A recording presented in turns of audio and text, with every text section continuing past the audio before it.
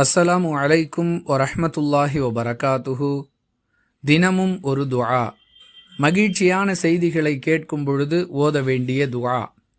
அன்பிற்குரிய அல்லாஹுவின் நல்லடியார்களே, நம்மை மகிழ்ச்சி அடைய செய்யக்கூடிய ஏதாவது ஒரு செய்தி நமக்கு கிடைக்கும் பொழுது நாம் தலைகால் புரியாமல் ஆடக்கூடிய நிலைக்கு தள்ளப்படுகிறோம். பெரும்பாலான மனிதர்களுடைய நிலை அப்படித்தான் ஆகிவிடுகிறது.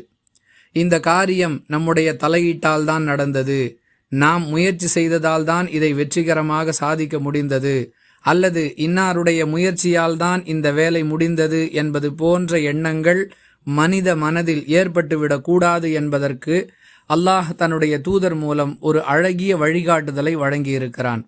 மகிழ்ச்சியான செய்திகளை நீங்கள் கேட்டால் அல்லாஹு அக்பர் என்று கூறுங்கள் என்பது அந்த வழிகாட்டுதலாகும். அதாவது அல்லாஹு பெரியவன், அல்லாஹுவுக்கு முன்பாக இந்த மகிழ்ச்சிக்கு காரணமான யாரும் பெரியவர்கள் இல்லை, எந்த திறமையும் பெரியது அல்ல என்பதை உணர்த்தும் விதமாக இவ்வாறு காரணம் சொல்லப்படாவிட்டாலும் மகிழ்ச்சியான செய்திகளை கேட்கும் பொழுது நாம் அல்லாஹு அக்பர், அல்லாஹ் மிக பெரியவன் என்று சொல்ல வேண்டும் என்ற வாசகமே நமக்கு இதை உணர்த்துகிறது. எனவே எப்படிப்பட்ட சந்தோஷமான தகவல்கள் நமக்கு கிடைத்தாலும் உடனே நாம் அல்லாஹு அக்பர் என்று கூற வேண்டும். இதுவே மார்க்கத்தின் வழிகாட்டுதல்.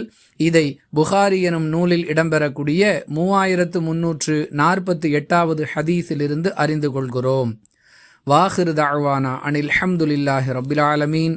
அஸ்ஸலாமு அலைக்கும் வரஹ்மத்துல்லாஹி வபரகாத்துஹு.